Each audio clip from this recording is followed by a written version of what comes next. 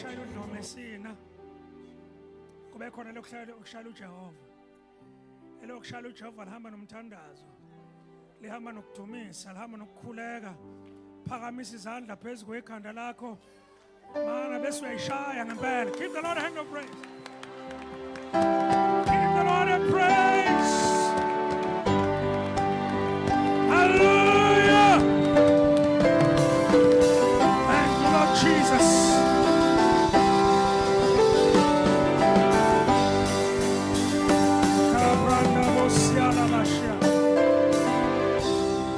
Singahlala phansi. Umprofeti kanye nomama ngibonge kakhulu ukumenywa for iminyaka eminingi kangaka. Kodwa ngikubonga kakhulu ukuthi nami sengiyakumema. Khona isayona esathi ngiprofeti nami ngizokuprofeta. Kali kakithi. Sekuprofetwana. Baba wathi mina mayizoqala ukuprofeta ushaya uvalo. Why is it? Mount Prophet yilapho uzokuprofeta. So ngiyabonga namhlanje umprofeti ukuthi sifike kule conference kanye nomndeni wakho umama nabantwana. Cha ke usibosike khohlo. Usewe number 5 lapha kwaDlomo. Ngangihlala njalo makufika abantwana bamantombazane ngithi hayi maningi amantombazane manje 4 asamfuni number 5. Kodwa sesimtholile use-edekile. Hamba nonosisa isikhathi esiningi. She is one of our daughters and we bless God for abantwana abathanda uNkulunkulu. Last year uhambe nonosisa bazibashaya eKenya. Baya kuma conference emabandleni nami ngaze ngiye kuona. Ngathi nantana nami ngathi usugijima kakhulu. Usushumela la ngashubala kakhona mina. Abapostoli impostoli uyangwa okhona phakathi kwethu uziyabuyela. Ngiyathokoza kakhulu ekhona phakathi kwethu namhlanje. Umfundisi uShozi kanye nomama ongo SG laphana iSecretary General ebandleni umama uShozi. Ngibonga kakhulu ukukhona babo. Usibali Dokotela uDr Ngonelo ngiyathokoza kakhulu ukumfica ukuthi sifikane lapha enkonzweni. Naye enenkonzo enkulu angena kuyona ngicabanga ukuthi kulenyanga kaJuly la ngokweministry uNkulunkulu amnikeza yona.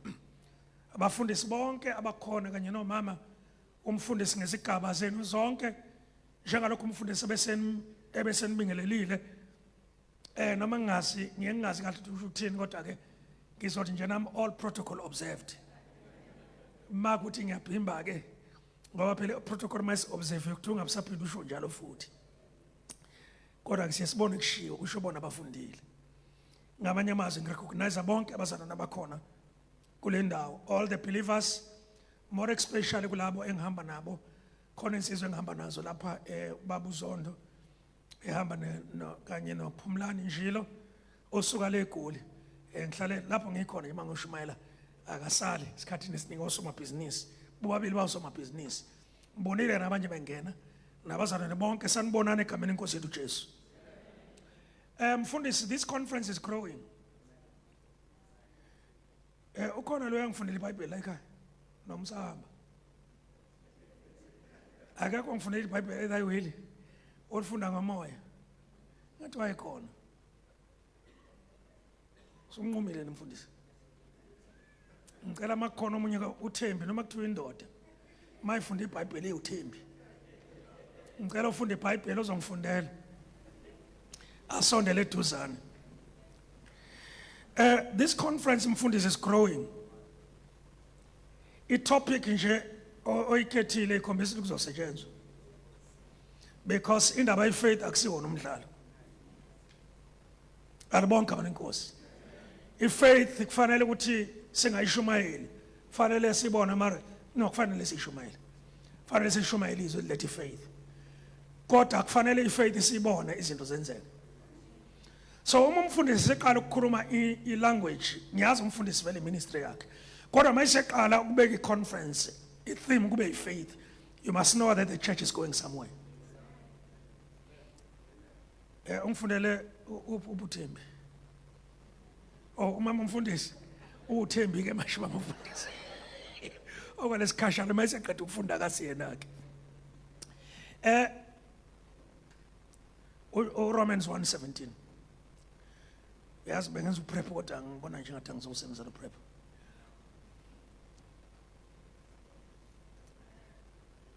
la emosama shia akesikhanda asikhuleke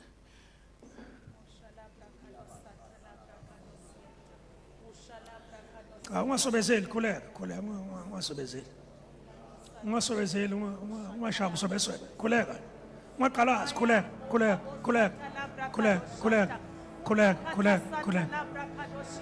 ngathi uthe usenkonzweni zothandaza manje indala baba satha kebundabas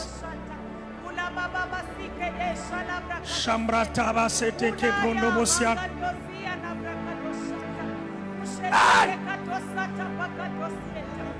Shabranda basata lasian ay ungahlala ubukele nje ungahlala ubukele.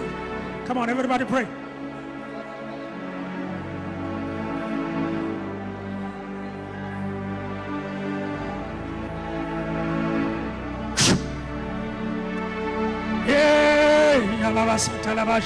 Come on, everybody, pray.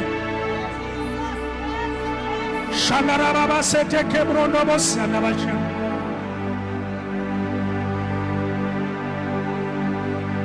Sanabasha terebo bosineleshan. I need to pray for somebody here. You've got a problem with some dreams and depressing spirit. Come, somebody around here. When? Come on, Asha. Let me Asha. Yes, sir.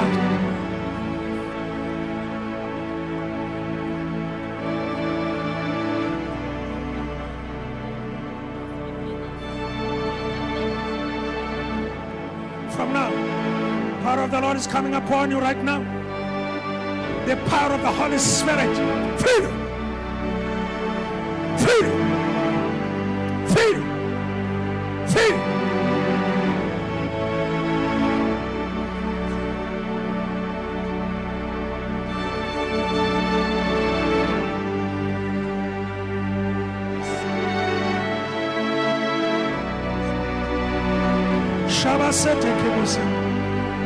Somebody got something on your feet. On your feet. Somebody, come on. Quick. Shela Babasa.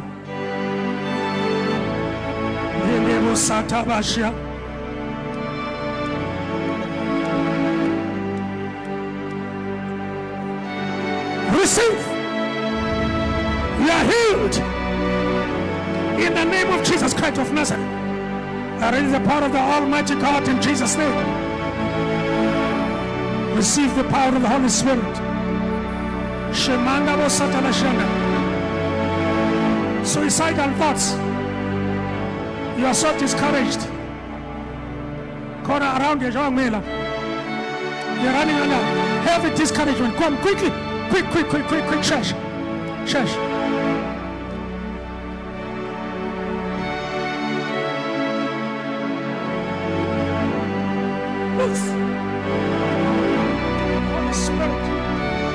Holy Spirit touch in Jesus' mighty name. Raise up your hands.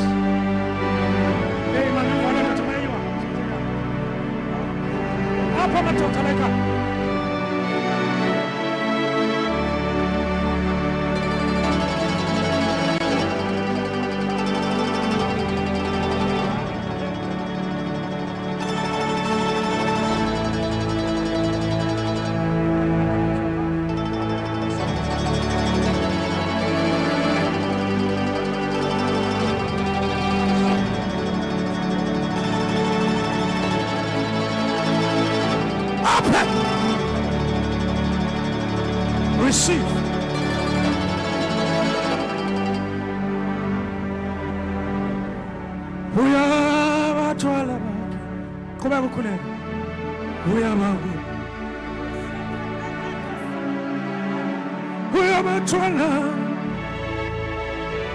Hey!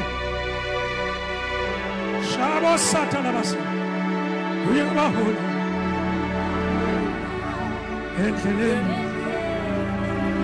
We are Uyabatwala. Uyabatwala. Uyabahola.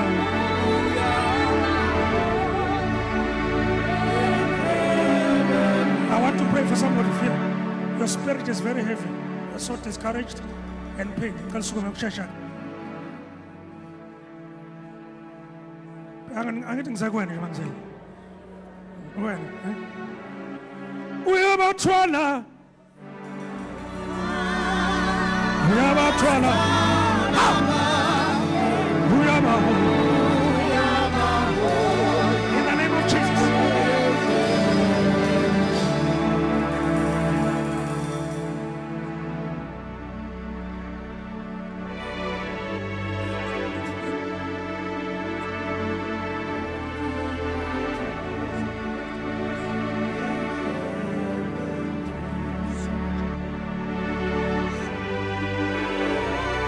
Anointing of the Holy Ghost.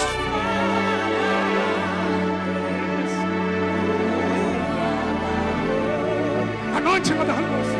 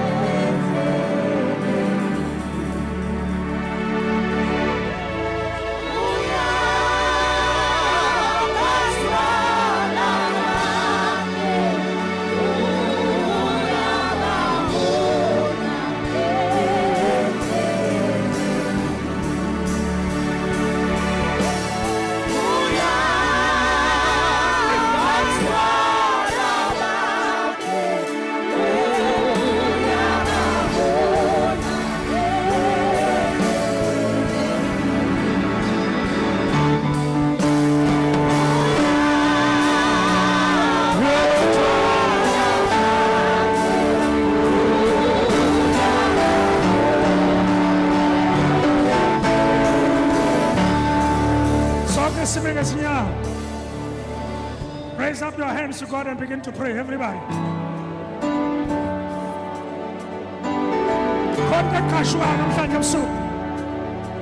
Lift up your voice.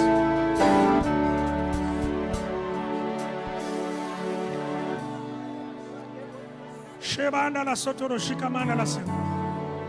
Sheba sata la sianda. Shimanda bo sata la sikam. Everybody pray, everybody pray, everybody pray, everybody pray, everybody pray. Anointing of the Holy Ghost. Baba Sanda Mashianda.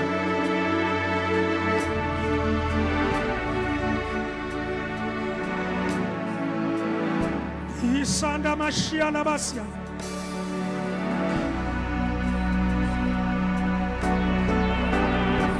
Breakthrough! Breakthrough, breakthrough, breakthrough, breakthrough, breakthrough. I break the spirit of tongues.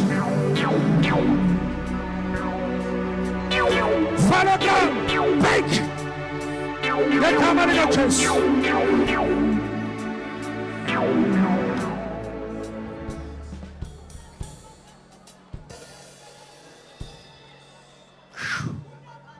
Sahanda Moshe. Yes. Khona umfuna manje ukuphoza ngiyawuzwa. Ngiyawuzwa umfuna yanyakaza. Uyangaba bashiyana mama. Kiss. Shamadara babasini musa. Jina basata mashiyana. Hey! You can't come out here ufana njengoba tungena. Khona ufanele ibhodlo kwemkhathini. Ngegama lika Jesu. You can't get here depressed and live depressed. Anointing of the Holy Ghost. Hela nabasianda.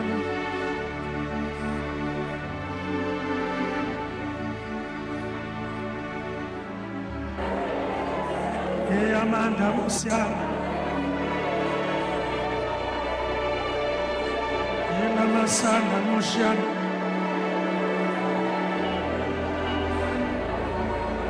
Yesana Mashiana. Isanda masalo. Uyawathanda.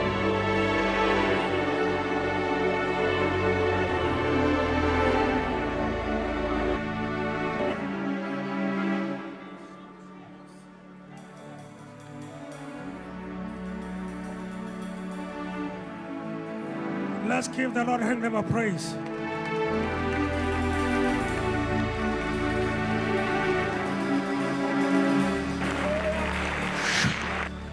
Singahlala phansi. Romans 1 verse 17.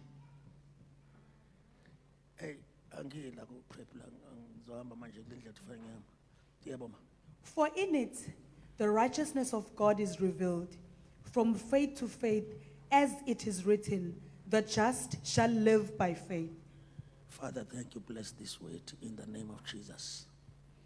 The just shall live by faith.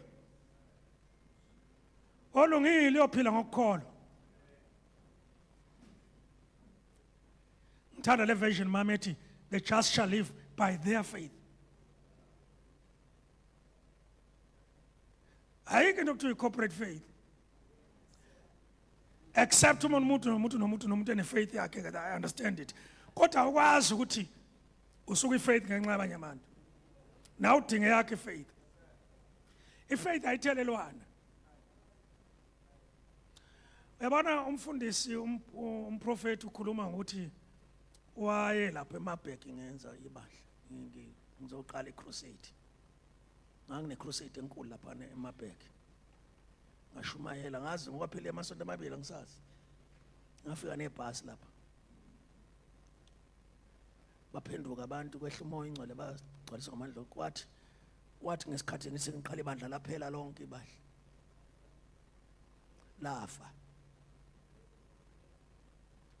Labe ngangibabize ngathi igroup encane ngangicabanga ukuthi ngizoqala ngayo ibandla. Wathi omunye insizwa ayomfundisi le insizwa ila ePortshepstone. Yayikade kuleyo group omunye kwakuyisihlobo sami sasikade sihlele kwaso sathi isihlobo hayi njoba nje phela iCrusade ngiyeza ukuthi uqala ibandla kodwa ke ungabe sangibala. Ngathi ngikhuluma nomunye ngathi ngisalalela omunye lensizwa enyathi hayi mina ngwase AFM vele bengokulekelela nje kumfowethu.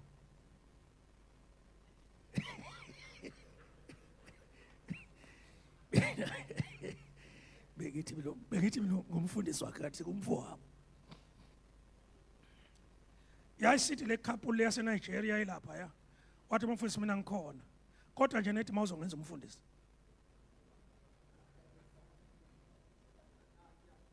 Ngiyaqala ukumbona lo muntu.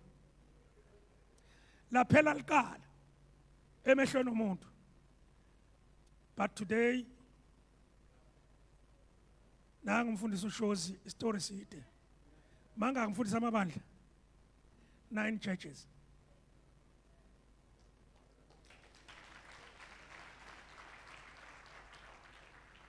The just shall live by their faith. Leli is really center of Christian theology. Because in amaluthela qhamuka kuleli verse. Amaluthela qhamuka kuleli verse amaluthela nje qobo lwawo. Ngoba Martin Luther kwathi uma kubalwa zonke izinto okuyizona amaRoma ayibekile ukuthi abantu bazosindiswa ngazo kukhona ama-purgatory abayizicebi mabekhokha bakhokhela izono zabo. Ma ungeyasi isicebi wena izono zakho siphezu kwakho. Wafika uMartin Luther wafika kuleli verse lathi just shall live by their faith. Wabhala ithesis. Wayibethela emnyango wase-Wartburg University. What the just shall live by their faith? Yaqhumbuka indaba. Ivangeli lagcwala umhlaba.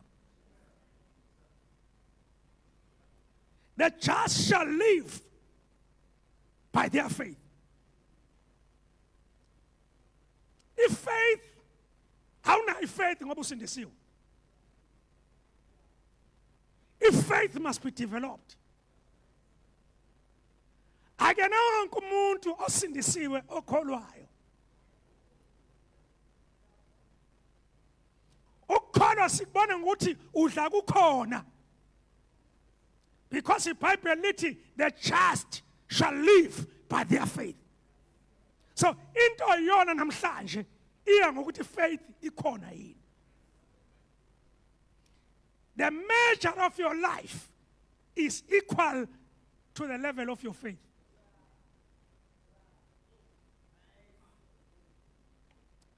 Abantwana ba-Israyeli ngesinye isikhathi babe nemali isiliva negolide, but kwafika isikhathi khona uthi babeyithatha apha imali.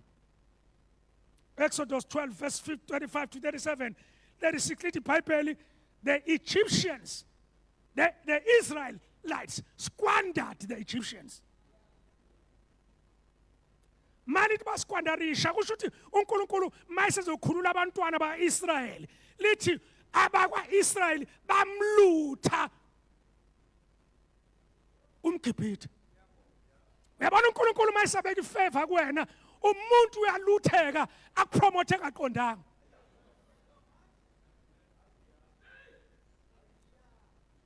Kade bangene babacindezela bezisebenzi zabo, but one night changed. Bathi mabefika bathome sisi thathani konke wathi bavula isefa negolide bavula isefa nemali baphuma lithi iBhayibheli Egyptians were squandered by the Israelites. If faith yenza yelabosa mandabosia kunama deal enzeka kade ungaqualify because faith has come. Baphuma banemali banakho konke, but kwafika isikhathi sokuthi le mali uNkulunkulu athi noma ninayo ngizoyenza inganisebenzeli. Because we are not going to live by money, we're going to live by faith. Asanga bakhona izitolo zokuthenga. Imali ikhona. Sometimes you've got the money but you still need faith. Because the just shall. Yeah, boss.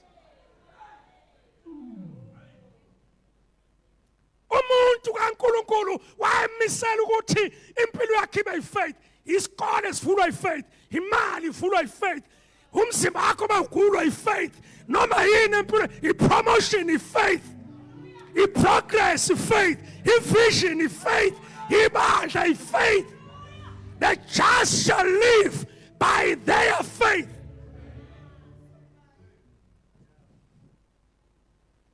Yabona ke ngiyabuyela kwabantwana ba-Israyeli. Le nkinga lena eyenza abazalwane balayine kubaprofethi ungadevelop ifaith yabo. Hayi bengibabeka izandla nje abantu nganiprofetha nonke ngisuka la. Kodwa ngehle futhi nginiprofethi manje. But you don't have to live on my faith. uNkulunkulu akakudesignanga ukuthi kube nendoda okuyona orela kuyona. Uyamdinga uman of God, of course, for i-direction yoba siyenza, but awudingi ukuthi waphathwa isisu nje usudinga uman of God, because iBhayibheli lithe the just shall live by their faith. Your faith must bring healing when you are sick.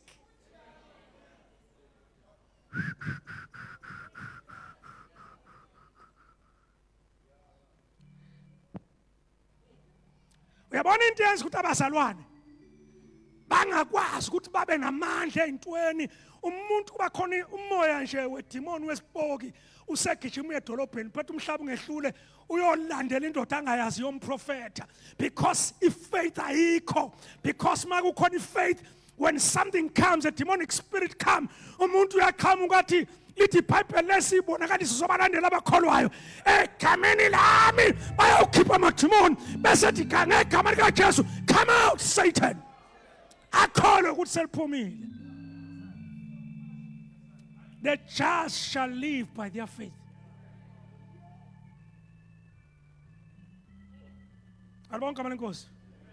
Abantwana b'Israyeli ke kwathiwa basakwazi manje ukuthenga imani ngemali benayo. Baningi abantu abanemali, but imali achieve izinto abayidingayo. Because you were never meant ukuthi imali kube yona ekunikeza faith. uNkulunkulu imali ledwa ifaith ukuze uNkulunkulu ayisebenzise. But sometimes uNkulunkulu kuyenzeka umuntu enemali commit suicide imali ikhona. Because money is not the solution, but faith.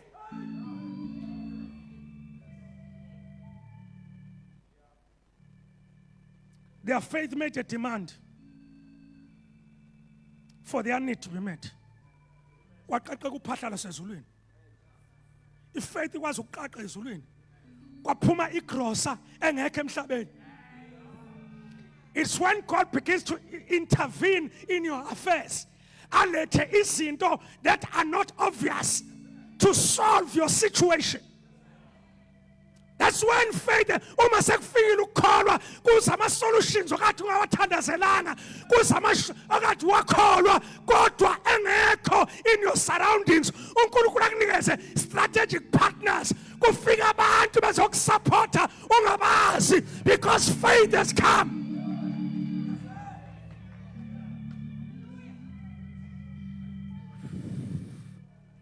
Kwaqaqa kuphahla lezulwini. Kwehla imana. Kodwa thi imana ayidli usuku.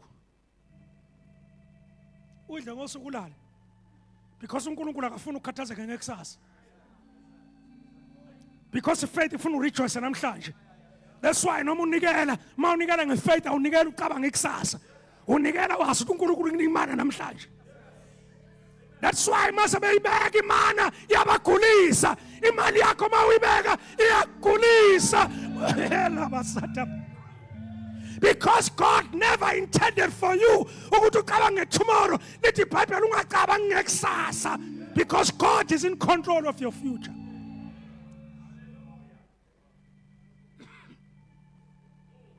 The just shall live by their faith. Ifaith ayinandaba nokuthi sodlani kusasa. Ifaith is generous. Ifaith inalo icebo lakusasa.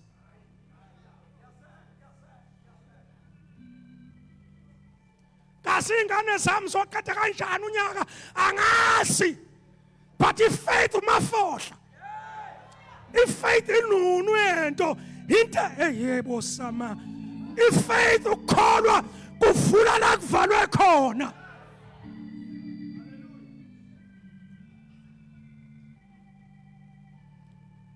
The Bible, the Lord made the Egyptians favorably disposed towards the people. And they gave them what they asked for.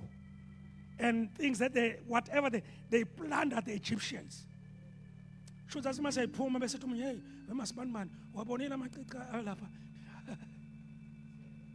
Hey, oh mama, helper baphume belivizela. Ikhwama zonke. When God favors you, He does not respect who is squandered. When God promotes you, I want to prophesy namhlanje. God is opening doors for you that no man can shut. They squandered the Egyptians. Cabanga uba nemali kodwa ungakwazi ukuthenga ngoba kwaJehova ufunda isa 55 verse 1 ngiyazi ukuthi siphila esikhathini esidry presently financially namhlanje mina ngizoqaqa uphahla ngizomba ngizopeta umhlabathi oqinile umhlabathi wenza imali ingabonakali namhlanje ngithi overflow ngithi breakthrough namhlanje ngithi breakthrough. There's never been a season like this in the world. Bayazi abasebhizinisi namhlanje kusekunina uma unebhizinisi ngizekwa namhlanje ngizoliqaqa ngibheke kahle ngizoliqaqa namhlanje ngegama lenkosi yethu Jesu ngegama lika Jesu Kristu waseNazaretha. Tonight is your night. Tonight is the night of your breakthrough. I want to speak over your business. I want to speak over your employees. I want to speak over the invoices that are not paid. Faith to live by. Everyone who thirsts, come to the waters. And you who have no money, come buy and eat. Ngefaith sithenga singenayo imali. Asithi uyazi ke manje uzophamana ikhanda ngoba lento ngikhuluma manje idinga umuntu obambile. By faith siyathenga sidla nobisi kodwa imali ngekho. Kwenzeka izinto abantu ababuza ukuthi yenzeka kanjani lento ninjena nenza kanjani kwaGibhilidi ninjena nenza kanjani ibhizinisi ekaliphumela wozani noma ningenayo imali nizothenga. Faith is a currency. Lwehlubise ezulwini kodwa but don't store it for tomorrow. The problem yabantu kustorisha izinto wabheka ikusasa and then they live in scarcity. I pray in this conference may God enlarge your thinking. Faith futhi ayinandaba nomlilo. Ayinandaba nomlilo faith. Shadrach, Abednego and Meshach babona umlilo. Faith ngoba imlilo siyabhekana nayo impilo nobonke ngiyangena manje emlilweni. Alibonke abanye nkosiphatha bathi no. Awubase lo mlilo. Kodwa ngeke sikhothamele thina. We are not asoyehlisa faith yethu because of umlilo. Singathi izinto masikugcinezela bese uyaqala uyehlisa kwi-prayer, uyaqala uyehlisa kwi-tithing, uyaqala uyehlisa kwi-offering, uyaqala uyehlisa kukhonzeni. Wasongena kulo mlilo. Bangena emlilweni. Bangena bengazi noma bazophuma yini. Kodwa bakwazi ukuthi uNkulunkulu unesu. Bangena phakathi emlilweni. Kwabonakala phakathi masebengenele emlilweni kwaqhamuka indaba yesindoda yesi4. If faith releases a fourth man. Uthi ma udlula intweni kube khona umuntu wesine phakathi kwakho. Engathi ngiyambona manje khona umuntu wesine phakathi kwakho. Kwakhona indoda ebajoyina apha ngiyambona nanga umuntu wesine phambi kwakho. Wena umoya wakhe, your spirit and whatever, there is a Holy Spirit here. Ngibona umoya engcwele kuleso simo sakho. Ngibona the Son of God kuleso simo sakho. Uzongena emlilweni kodwa umlilo ngeke ukushise.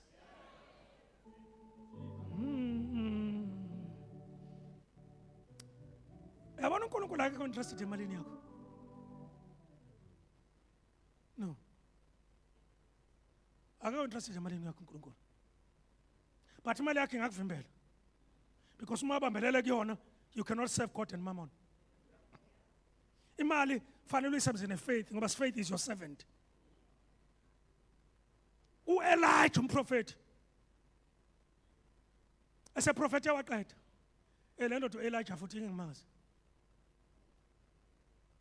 Prophet omkhulu. Unquma more than 800 prophets, they say, by about 400. What is written there? uNkulunkulu wenza umsebenzi omkhulu, wehla ugcwele igazi, uhlangana noJezebel. Esebulala abantu abaningi ngakho balekela uJezebel. Obalekwa sathi akazephula. Ake sikuyekeke lokho. Nange sesehlathini semisa imvula uthi lingani.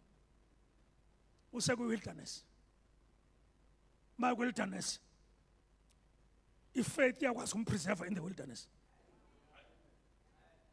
uNkulunkulu wathumela means that are not ordinary to do something. Amagwaba abilwane enemlomo engcolile. Samlethela ukudla. It's when God give provision kuwena aletha abantu abangekho right kodwa hey.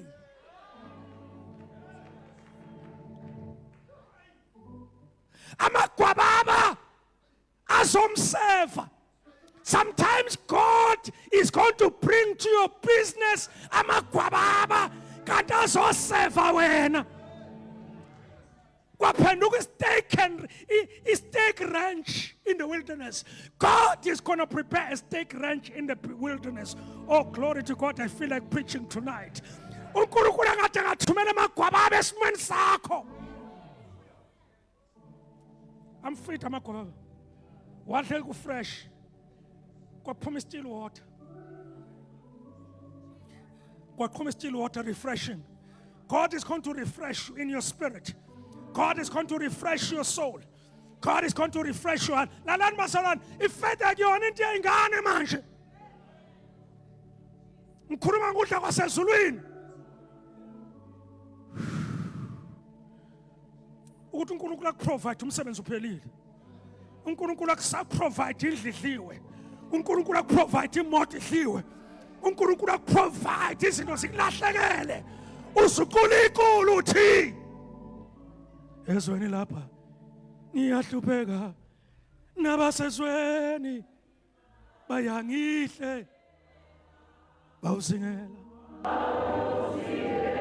umoya wami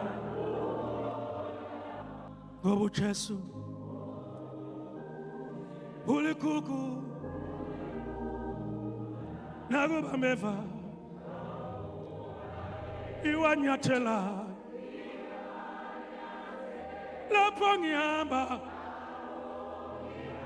eyakhe indlela angiwanaki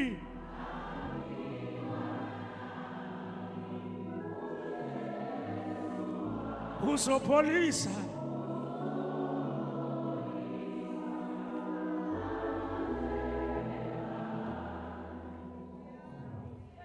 nakuba meva iwanyathela ya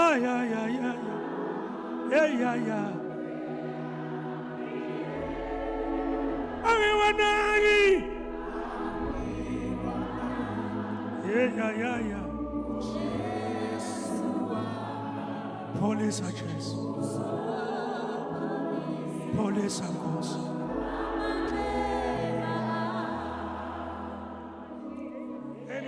oqulu uvula umlomo phefumula impela amacula yaprofethana ngizokuthandazela manje kufanele masicula la makudlula umuntu ebanjwe umoya womngoma la uphume awuphamise ukhiye mfowethu kufanele makudlula uhlanya la likhululeke kungabe ngathi kucula abantu nje nakuba meva ngiwanyathe lapho ayakhe indlela angiwanaki Jesu wami uzopholisa amanxeba nakuba meva iwanyathela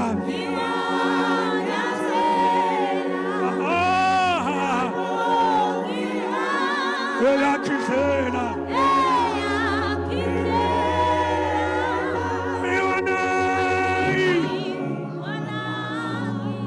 uJesu wami uzopholisa amanxeba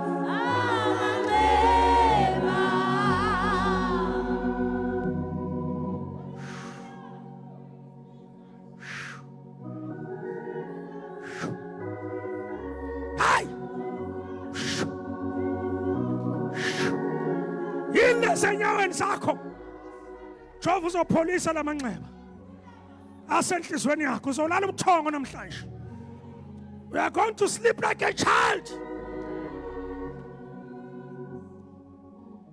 uNkulunkulu uthuma Elijah akamthumela emzini oyisitezo oseshela ibhisha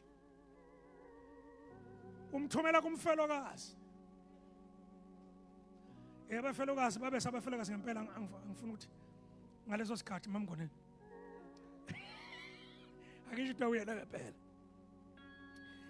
kodwa uJesu wasisiza abafelokazi bamanje uJesu wayishintsha order babe hlupheka ngempela futhi babe ostracized makuthiwa yikumfelokazi wazi kwahle ukuthi uya kumuntu ongenalutho uNkulunkulu uthi Elijah I don't want you to ukuthi kube khona abantu abazojabula abathi bakufithe ngemali yabo yokuceba ngifuna ukuyisa kumfelokazi futhi hayi an ordinary mfelokazi eSeraphet osenokuncane okusele kuyena 1 ngizokwakha ukukholwa kwakho Elijah 2 ngizotesta lo wesifazane ukuthi azi ukuthi lokho okuncane make kwangena anointing of the prophet kuzokwanda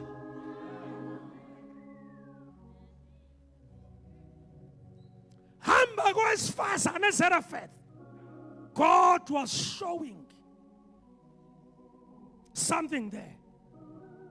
That noma bekhona abantu abanemali, He want to show ukuthi uNkulunkulu akancenge imali yamuntu. God can build the church without your money.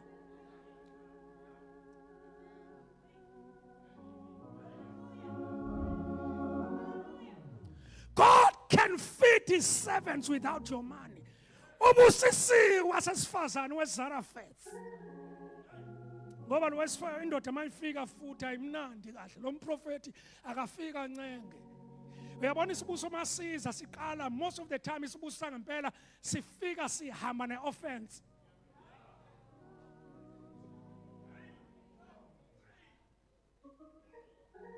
Awenzele mina kuqala hawu.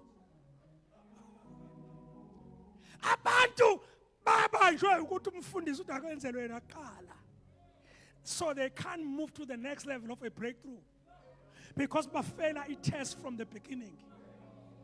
Abantu abanama breakthroughs because they've got issues with.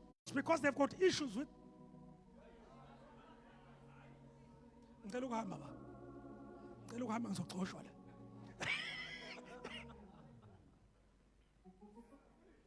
Most of the people in churches uSatan ubagika ngokuthi kube nama offenses against the pastors or against the people who are bringing anointing. Awulethele kumina kuqala. Uthi cha sekusela kwami nabantwana ngidla letha. Inkinga enkulu ukuthi bazodlana abantwana masenza lenkonzo kanti lenkonzo ine breakthrough phakathi. The day enqoba le offense wesifazane engena kwi faith understanding lithi iBhayibheli umfuma amafutha kept on coming. Ngithanda ukuthi ngithi kuwena akuzophela la uthathe khona. It's going to increase. It's going to overflow. It's going to continue to increase. Uyabona masuqala ukwafendeka bandleni ungashiya. That's when your breakthrough is around the corner. Ufuna nginika nye example.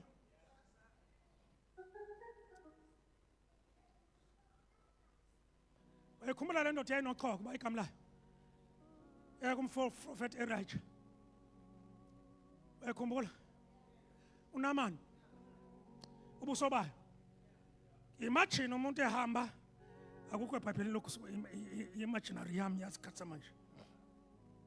Kwakusikhulu lesi sempi umuntu omkhulu ikhulu zempi ke mina sengeke ngashumayela phakathi kwamasosha ikhulu zempi kuneyikhulu ene rank ejayilingana no president lapha emasosheni bathi mabengena hlangana amadoda awu-4,000 kuthula kwesikhathi kuzowinality ngisho upresident akaze ngimbone nje ngangiqala mina kubona ukuthi emfishane nje emfishane ngangani ubona ukuthi umzobe phela loyo engekho complicated but i-authority kuyo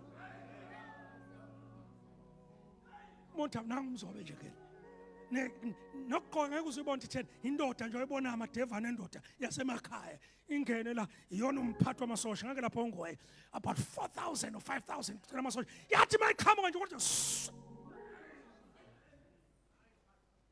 kucima phezulu kucime maqhama labantu kucima network mangena labantu kumisa network ungena bona. That's how powerful Naaman was. Fika lapha esangweni bathi babiki ukuthi hayi eyisebenzini okay Naamani ufuna bani ufuna umprofeti kuNaamani phuthuma isisebenzi siya lapha yana ku Elijah akukho eBhayibhelini lokho kushiwo yimina ngithi uElijah nje cishe wayihlalele kwisofa eyibukela iWorld Cup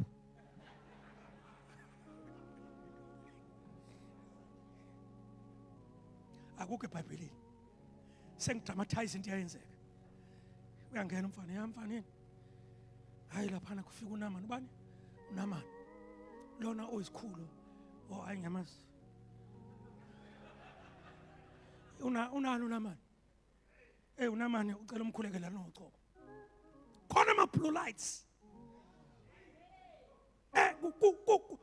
kuhlaza ku blue akukho njalo eBhayibhelini lokho kodwa kukhona eBhayibhelini kuwafika uNamani. Bamba into right. Umprofeti abuka ukuthi oh ahamba umtshela ukuthi akahambe ayogeza ichibini laseSiloam.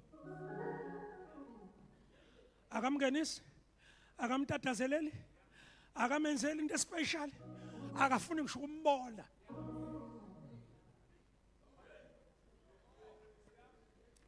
Offense of feeling that those who are called by God have got pride.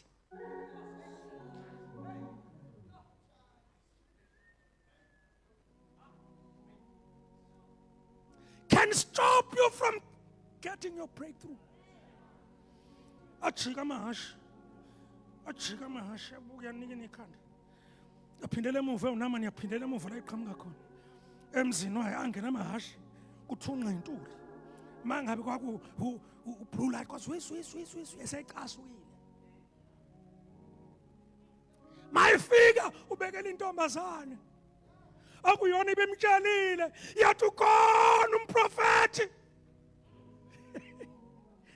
Isitshela cha ngicabanga mayibuya uthi cha kodwa lo mprofeti unempakamo. Yathi intombazana ngiyibona kumprofeti ngibona kuwe. Kuyini kokugeza nje? Kuyini kokugeza nje? Bakuyini ukuzehlisa when God is moving? Bakuyini uthi uyikhohlwe ukuthi uprincipal, uyi-CEO, ufundile noma ufundile bakuyini? Konke kuye ze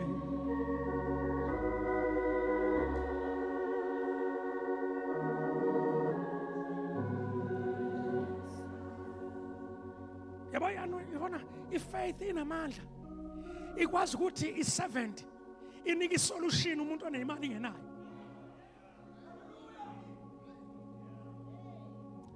Yahamba nendoda yayogeza echibini laseSiloam. Yabuya isinesikhumba esifana njengesengane. Uzobuya usunesikhumba esifana njengesengane. Ngithanda ukukutshela lento ekushisa egazini lakho, healing is flowing right now.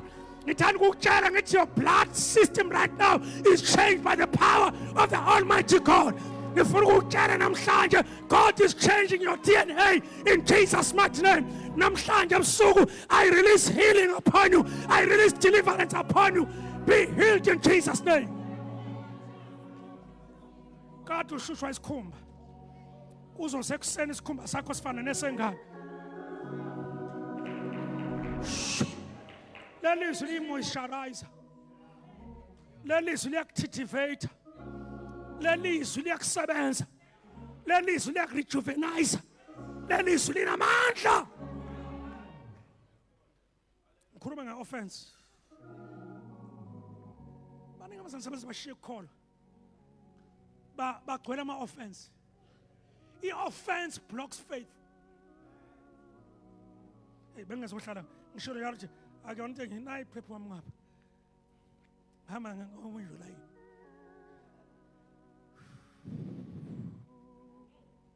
Fika wesifana nomkhulu wesifazana ufika kuJesu. Number 1 wablock abafundi. Ekhulelwe. Abafundi, abazalwane can block you. Mausa offended at the level of the believers, you can't walk in faith. Mausa offended my ushers, usa offended my committee, awukafiki la ukhona. Ifaith ufuna ukufohla. Bathi bayamvimba, wafuna ukubona uJesu. But worst of it, mayisefika phambi kaJesu. Ethubeka isicelo sakho wathi uJesu, angikwazi ukuthatha isinkwa sabantwana ngisinika izinja. The greatest offense came from Jesus. Ufuna ukuphatha uJesu siyakubongela. Umfundisi wakho ufuna kube uJesu, kungabilo. Uyajabula. Jesu wayebuka ngakhuluma into elula. Angikwazi ukuthatha isinkwa sabantwana ngisinika izinja. Dogs. Lo muntu uyagulelwa, lo muntu usebuhlungwini. Kwafanele kiwe ku TikTok. Hayi ke.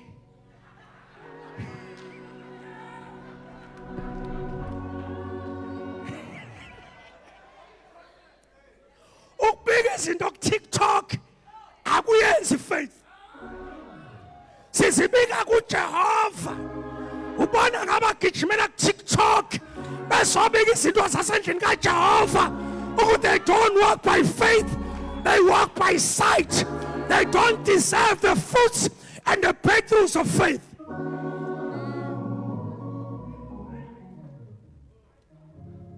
Usehlela uthi inkosi uthi hayi angikwazi ukuthatha isinkwa ngisinika bezisho kwathatha uthola omunye wesifazane wathi abafundi bangivimbile kodwa ngadabula bephumile ngaphunyuka ngangena la phokothiwa mangene khona awuphu ngaphuma la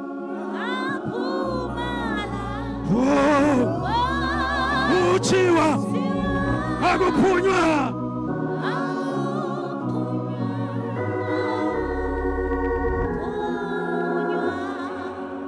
wathi hayi Jesu sengiphasile ilevel yokufendwa amakholwa ngayiphasa ilevel yokufendwa ama-ushers nama-elders akho nabapostoli bakho angeke ngifele sengiphambi kwakho namhla Nkosi siyama umake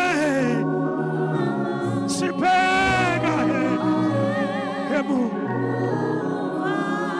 uba wena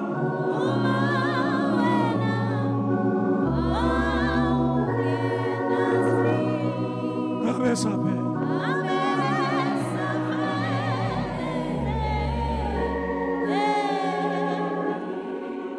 washintsha ngathi negative wayenza aba positive wathola indlela yokulungisa lenkulumo kaJesu wathi ngishizinja ngoba kofendeka umuntu oyedwa bese tshelwa abanye ukuthi nathi unjalo vele lo muntu kanti bavimba izinto zakho hey lalelani bazalwa nje basila inkozweni enhleka sazana singajwayelani kabi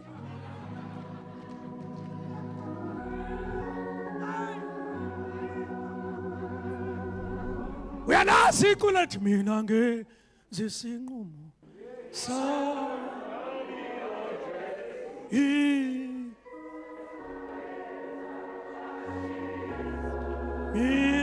mina esami isona milanga au mina nge esami isona ashia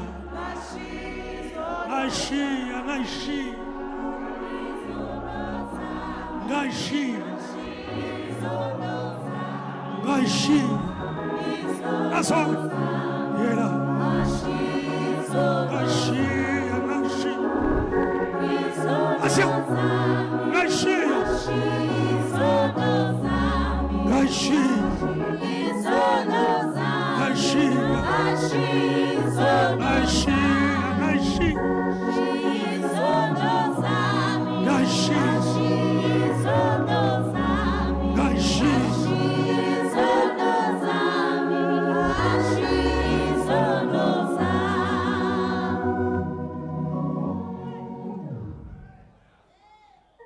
washintsha uJesu wathi uJesu angaze ngikubone ukholo kunje wathi ukholo kwakho kusindisile.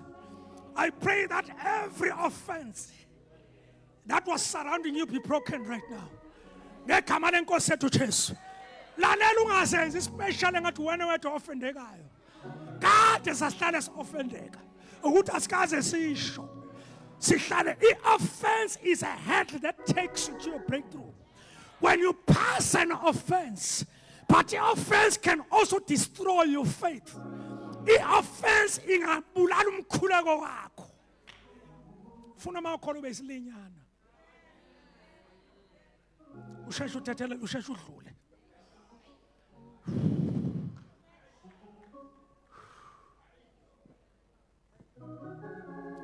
Ungafika amehlo evule kakhulu kusaqala ukuphenduka lo sheshe lo hlehle usuzwaqunqa kwamnyama uthi wawuhleka usheshe ugxuma usheshe usukume uhambe uyonikela manje usuvela uthi may God open the womb of your faith. May God open your spirit. May God break every resentment. May God break any limitation. Yabona nje manje uprepare uNkulunkulu bese kufohla kanje. uNkulunkulu kudlulisa kwi school of faith that can make you pass through the Red Sea where there is no way until you develop a faith.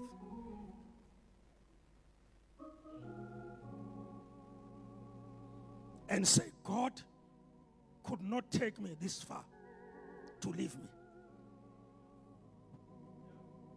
Go to a school of faith. Eyakho uzoyiphasa. uNkulunkulu ukhipha abantwana baIsrael mabephuma nje ezweni lesethembiso mabephuma nje eGibhithe alibona bephethe belivizele phezulu isizwe khona indlela emfishane idlula kumaFilistine abazosheshe bafike ngayo. uNkulunkulu not that way, hambeni le. He takes them a longer road.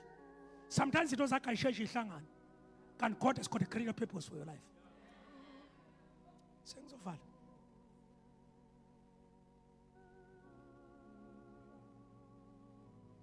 Ubathatha endleleni ezobalethela even ama threats alapho bephuma khona. Because mabesuka beso bahamba indawo uMoses phambili uthi uNkulunkulu uthi asihambela. Kodwa naye Moses akazi kahle ngamehlo enyama uthi uzohambeka kanjani. Sometimes when God gives leaders vision, naba understand it fully. Ngangihamba nomunye umkhulu wami ngale ngaphesheya. Wakubishop laseZayuni. Umhlehleleze ebusuku. Endaweni okuthiwa iseyilozini. Siye enkonzweni sihamba ke nathi sihamba naye. Sathi masihamba sithi ukuduka sithi naye uyena ozohamba phambili. Ngoba indlela uzoyibona. Sayizwe izintaba.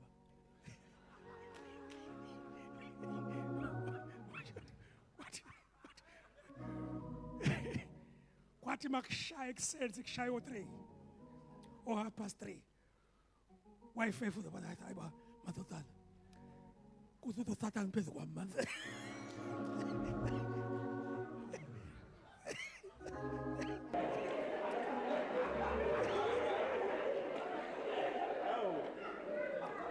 Sometimes as leaders, sike sifika endaweni lasihola khona abantu basibuza ukuthi usibeka aphi masinje.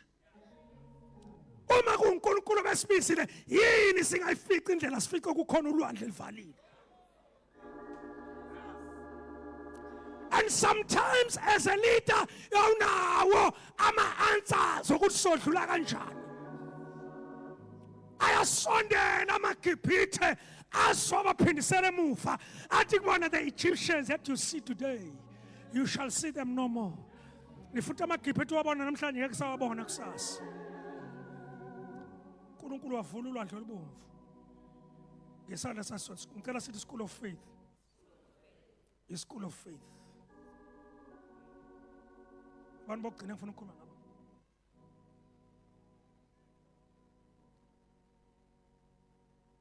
uNkulunkulu khomisa kaningi ukuthi ngefaith ifaith ayidinge lutho ongasuyibambe nalo. Ingakho thina esihamba ngefaith asiwadinga amafutha. Asidinga umlotha namanzi. Asiwudinga umkhonto. Lona lapha ku West Street. Asidinga impepho. Because if faith is sebenza ngezwi kuphela. The righteous shall live by their faith. Khona into ofanele ngisho before ngiqede. Kodwa fanele ngibeke le example. uShunem, a Shunammite woman. Uyabona uNkulunkulu akasebenzi kuphela ngabacebile. Nabacebile, ngikhulume ngongacebile, sengazokwecebile manje. Lo wesifazane wayenemali. Wayenezinto. Kodwa Kodwa lithi iBhayibheli mangena umprofeti wabona. Uyabona khona abantu abathi mabe wealthy bakwazi kuba namehlo kamoya. Badlule abantu abanesidingo ezinkulu wabona ukuthi this must be a man of God. No, ngizokwakha ikamelo phezulu. Ngimlungisele. Akabanga ne debate. Wakhuluma nomkhwenyana wakhe because omama bane influence spiritually. Umama mayikashiye ebandleni nje kulukhuni kabi ukuthi indoda isale. Ngishikholo kangakanani. Niyabona bomama bami. Njengoba amadoda engekho nje yinini niwadedele. Indoda yakho ngeke ize la masufuna ize. Uthule nje uzokushona la ungakhulumi. Indoda ayivamile ambala amadoda athanda ukubona umama ethule kuze kuphele insuku embili.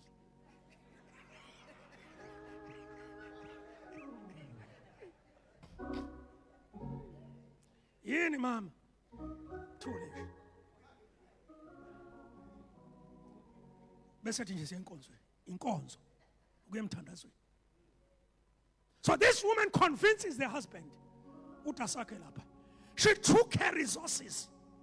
Wazokwakhela indoda engaziwa. Kodwa ngabe wayazi ukuthi akakheli inyama negazi. Le ndoda i-container of the grace of God. Niyazi bakithi ubona indojiyana nje ungayinaki kanti kunamafutha athwele breakthrough yakho.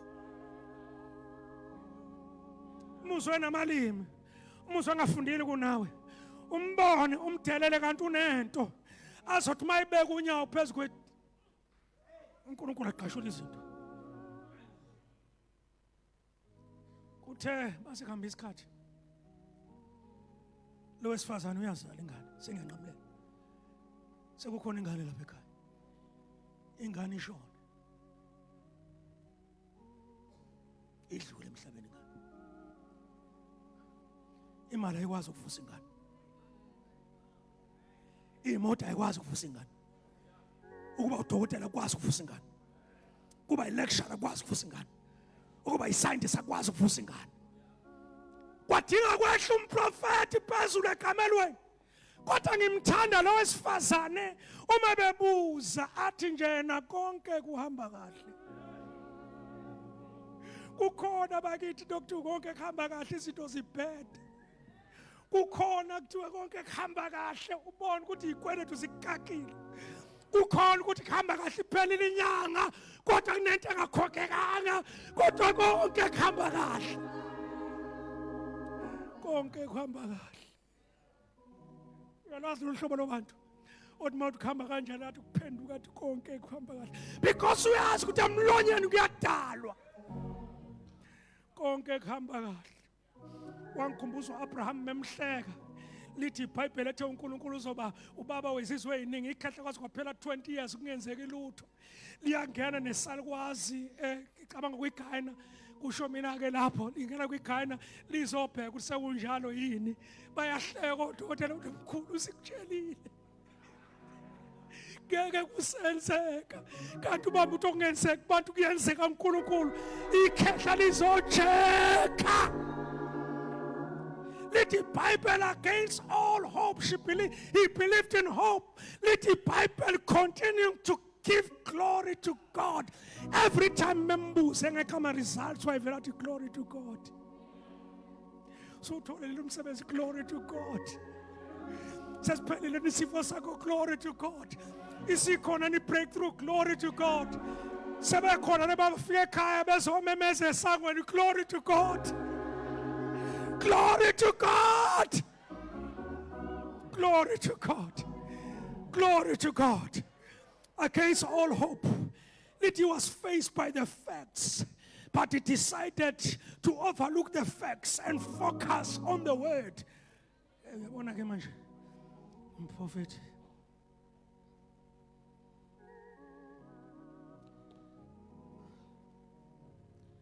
The Russians shall live by their faith.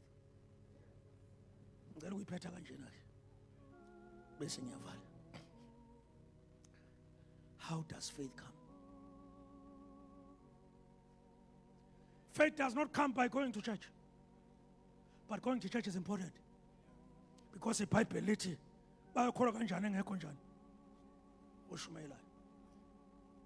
So kufanele uze njengoba ngishumayela nje ukukholwa sekufikile. Sekufikile. Sekufikile. Sekufikile ukukholwa. Sekufikile. Abanye men 3 days after this kuzokhala ifoni.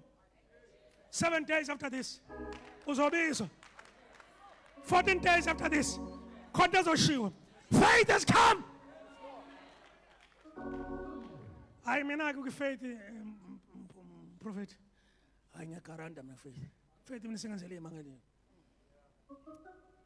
Bokholwa kanjani enkosi umayela? So siyabadabukela labathi we left the church, we didn't leave God. Because ebandleni khona abantu abashumayelayo. Oshumayela kanjani bengabizwanga? Khona umehluko phakathi komuntu oshumayela singashumayela sonke. Kodwa mawubiziwe uphathiswa amathuluzi enza mawushumayela kwenzeka izinto engenzeki kumuntu oshumayela nje. Ingakho oshumayela nje kufanele ashumayele nobiziwe. Ngoba uzothi uNkulunkulu akazenza izinto kanti wena ushumayela under divine, under the impartation of the anointing. Bashumayela kanjani benga mawubiziwe kwenza ukuthi mawufika kuqhuma amanzi kade engekho, kwenza ukuthi mawufika kuzaleka izinto ebengazaleki because ubiziwe. Kukhona abakhuluma kahle kunathi bakwitiza kahle kunathi kodwa izithelo zikho. Awenzeki lento Paul, when I came to you, brothers and sisters, 1 Corinthians chapter 2, I did not come with wise and persuasive words of man's wisdom, but I came with a demonstration of God's power, so that your faith will not stand on man's wisdom but on God's power. Akuyona AI lengishumayelayo. Ngishumayela izwi. Akuyona psychology. Akuyona imbombayi. Akona ku-Americanize kumayophu. Angithathi ku-YouTube lento. Isuka ngaphakathi. Eyibilini into yafaka imbewu engabuniyo. It will be born out of an incorruptible seed, which is the word of God. Boshumayela kanjani bengabiziwe. Intellectualization of the gospel is good, but it doesn't give results.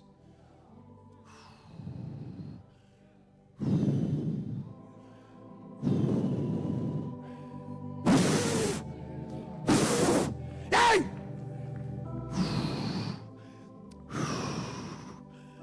Ufika bayakwitiza amaGreek uPaul bayakwitiza bakhuluma ukuthi bamaGreek ama-philosophers, ama-Stoics and all those other people and all Platoism and all those other things. Uthi no, mina ngiyakuzwa lokho kodwa mina ngiphethe omunye umuthi.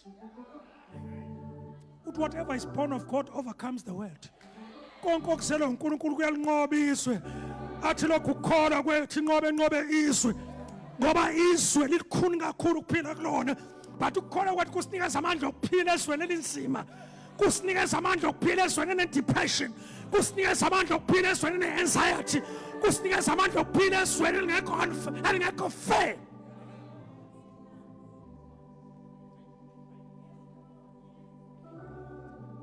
Besethi now, not tomorrow. Now faith is. Not was, not will be. Faith is a substance. But faith comes by hearing, and hearing by the word of God. Have you heard the word of God? Faith has come. Faith has come. Faith has come. Faith has come. Faith has come.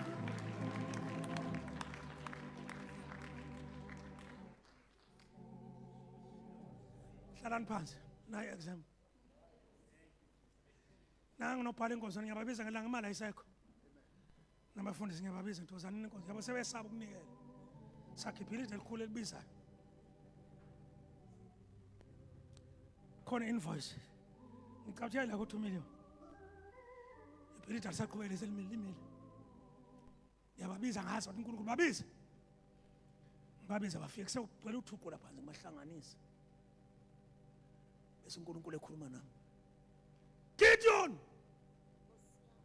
wasuka nabantu abaloko how many thousands? 32,000. Kwehla kwaze ku22. Kwehla kwaze ku300. Makufika ema-1000 athile wathi uNkulunkulu nongifuna ukuba select ukuthi abasabayo baphindele emuva. Ngase ngithi kulabazalwane ngicela sebesaba nasebekhathele ngaba ngenemali bayeke bangabe sanikela. Ngiyaba-release angithi ba. Ngiyaba-release ngumfundisi ngoba ngangizwa uvalo noma babe ngashongo lutho lubona ngezwe uvalo because if faith ayisebenzi novalo. Sami sikokela ngathi nama bebabili bathathu labo sohamba nabo abazoqhubekana nendlela. Akukho kuphi so ivula sonke lendle yethu senizamile senisebenzile bafowethu nginibonile ngathi mabe ngekho futhi ku right uNkulunkulu khona ngavala ngumthandazo ngangena emotweni wangibuza umama wathi hawo endleleni hawo intshumayelo leyana ngathula. Sometimes you need to keep quiet. Ngathula angena endlini ngakhuleka kwathi ngolwesibili kwafika indoda engakholwe sombhizi athi ngifuna ubontu wenzani afike ngahamba athi wenzani siyakhala yasebenza la mfundisi nasebenza athi kufanele sikhuleke ngiyaza ikhuleke ngathi mina sesikhulekile weba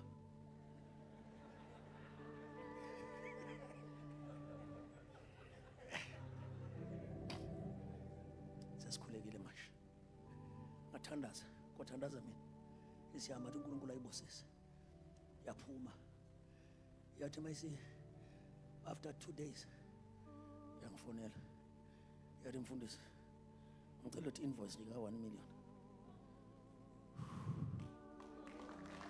Faith to live by. Ungabala abantu ukuthi bazokusiza. uNkulunkulu uyakwazi ukukusiza. Ukwazi ukubiza abantu beqhamuka kude. Ukwazi ukuvusa ifema ayivukele wena. Angikhuluma iprofesi yala, ngikhuluma nje lokho engishoyo ngoba ndizoqhubeka. Ngamnikeza wathi wasengena 1 million.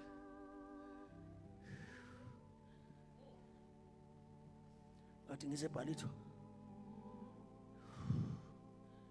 ngihleli nenye indoda yangibuza sekulihlanu sekufika selu half a million manje yangibuza athi mfundisi hamba kanjani kuhamba kahle kuhamba kahle kwakungabe-2 ngo-5 sebethi bazoyeka ama-contractors avale mhlambe kuphele about a year when we're going to lose a lot of money.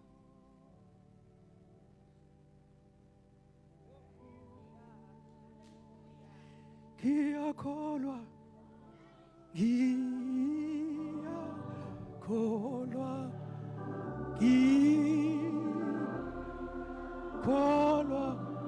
manje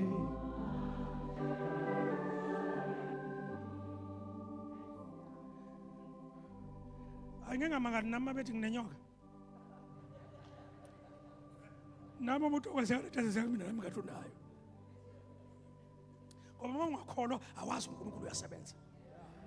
Ifaith umafohla, ifaith ifana nendlovu ayifuni ukuthi kuhlehla wena ayihlehli yona. Namhlanje ngizonikeza ifaith ningabe senijabule njalo we-IFB nithi ngikhuluma ngani nithi kade shumela kade akuhlehlwe cha ngisho ifaith yokhona.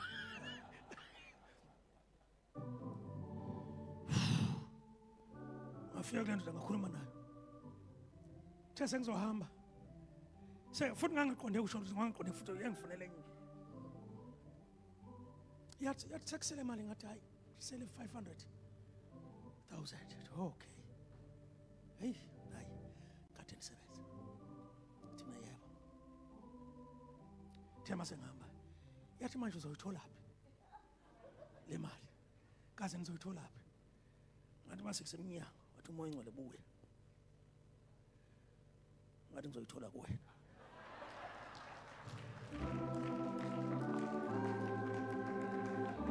Yes. Wahle wathi uzoyithola kuwe. Wathi uhlale phansi mfundisi. Wasithi awulethe invoice ngizobona ngazi. Ngathi faka invoice. Wathi lethe invoice noma ka200. Ngathi faka invoice wena ka500. Bayifaka mphuthu umthumela. Ngathi ngihleli kwangena qinqa. Isikhokhiwe. Kwaze kwamnandi ukukholwa ngoJesu. Kwase kwamnandi ukuhamba naye. Kwase kwamnandi. Stand up. Kwase kwamnandi ukuhamba noJesu.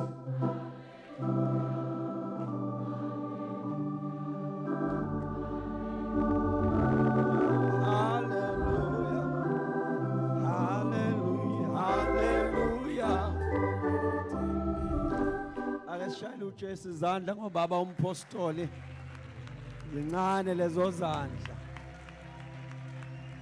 Shayela uJesu izandla ngobaba umpostoli. Praise the Lord. Please take your seat. Our eyes